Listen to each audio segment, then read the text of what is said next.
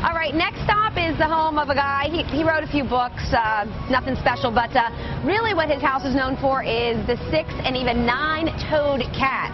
These cats have like feet like fists. The guy's name was, who was it? Oh, Hemingway. Yeah, it was Hemingway. Yeah, he wrote a few books. Anyway, we're going to go check out the cat. You know, one of his most well-known works is For Whom the Bell Tolls. Well, inside here, when the bell tolls, that means it's dinner time. This place is home to more than 49 cats, the Hemingway cats. They're polydactyl, which means they have more than 6 toes. It's so cool. I'm so excited to be here. What a lovely property. Well, hi, Jill. It's good to see you. Dave One, very nice to meet you. Welcome to the Ernest Hemingway Home and Museum in Key West. Thank you. You are one of the preeminent guides here. I'm the senior tour guide here at the house. I'm with the best. Only the best for pet style. That's absolutely true. It's a lovely house, and I think it's made even lovelier by the fact that we have some 4-legged, 9-toed friends inside. Let me introduce you to our Charlie Chaplin. If you look at his face, you'll understand why we named him that. He's all in black and white with a little mustache. His little tongue sticking out. Yeah, the Hemingways themselves like to name their cats after famous people, and we like to continue that tradition. Most of the cats, not all of them, but most of them get named after famous people, like Charlie there. You've probably heard about our cats with extra toes. Right. It's actually a Greek word called polydactyl, means multi-digits. The reason it's multi-digits and not 6-toed is that polydactyl cats often have more than 1 extra toe. We've had cats with 6, 7, even a cat years ago with 8 toes. 8. The world's record, as I understand it, is 10 toes on a paw.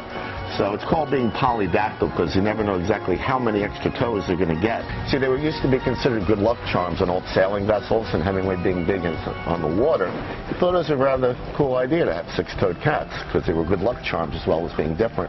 His first 6-toed cat, he has had cats his whole life, but his first 6-toed cat was a gift from a ship's captain friend to his 2 boys. His 2 boys had done a favor for the ship's captain. As a reward, the captain gave him a 6-toed cat. If you look at Hadley's front paws, you can see how the extra toe hangs off to the side. Oh, yeah. Wait, there's 2 extra toes. That's right. Hadley here is not a 6-toed cat. Hadley is a 7-toed cat. As I mentioned, sometimes they do get more than 1 extra toe, and Hadley here is one of the cats with extra ones. Normally we'd name the cats after famous people. Sometimes we take characters from Hemingway's stories and use them for that. Sometimes we take writers or, in Hadley's case, his ex-wives. Did he have as many ex-wives as he had cats? Hardly. He only had 4 wives. 3 of them were ex.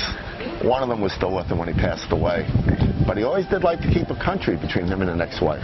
Cats get to go anywhere they like, inside or out.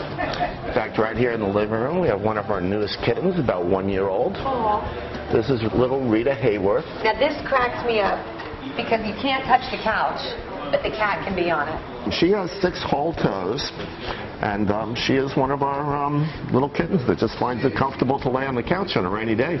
Well, there's a photograph of Hemingway here hand-feeding one of his cats. Hemingway loved his cats. He used to talk to them. He used to sing to them. He liked having them around.